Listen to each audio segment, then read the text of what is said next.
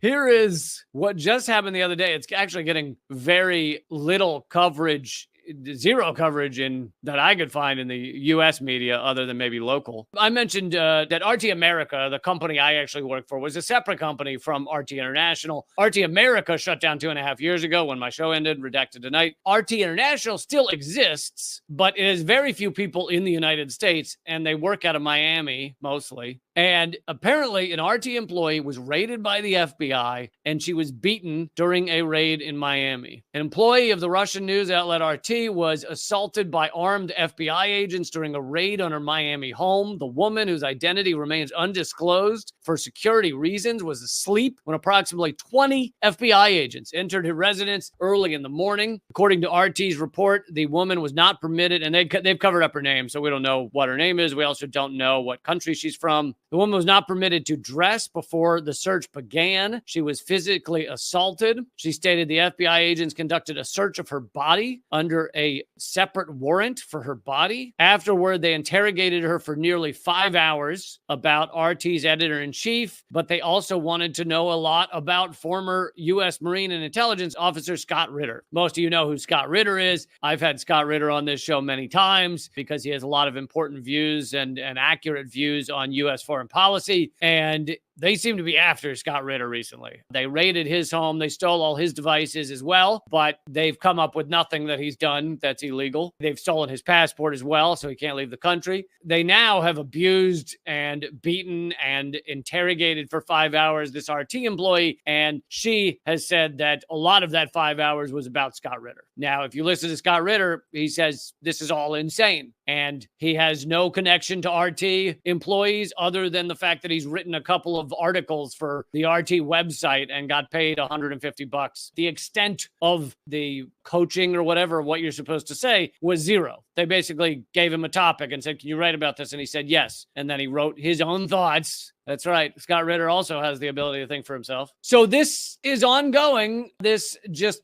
crazy assault on freedom of speech in our own country, in the United States. I know many of you are not in the U.S., but this is going on in the U.S. I've covered how it's going on in the U.K. heavily too, especially with Richard Medhurst and others. Richard Medhurst, by the way, spoke at the UN about it the other day, about the assault on him, held in prison for 24 hours for his freedom of speech that he is supposedly has. Here is Hillary Clinton, though, the other day. You know, she's always on the right side of history. That's what I love about Hillary Clinton. She is just always on the right side of history. This is Hillary Clinton on Rachel Maddow. Oh, it's good to see Rachel Maddow still doing absolute mountains of bullshit. And boosting Trump back in 2016. But I also think there are Americans who are... By the way, the beginning of this was cut off. And so I just want to tell you what she clearly said, which is Russians boosted Trump in 2016. That's all been debunked. It's all been crazily debunked. Mueller indicted 14 people from a clickbait firm, and he dropped all the indictments. Like, the level of debunked Russiagate has been 4 years of debunking on debunking. There are people on the bottom of the debunk that don't even know the people on the top of the debunking. It's just mountains of debunking, and yet they're still pushing this garbage, utter garbage. Look, I despise, on a level you can't imagine, Donald Trump. And yet, Russia is not why Donald Trump won, okay? I'm sorry. It's all been debunked.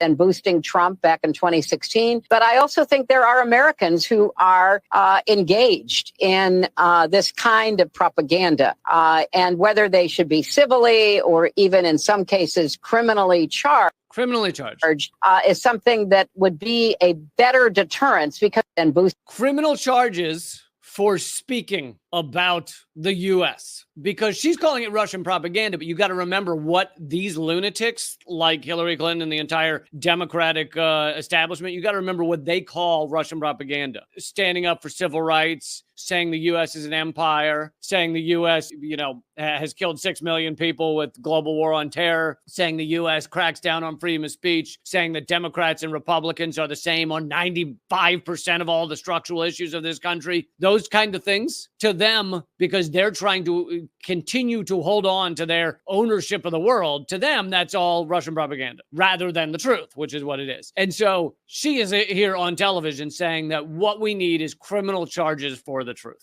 Thank you, Hillary Clinton. Thank you for being out there, standing up for what's right in the world. Just what a lovely human.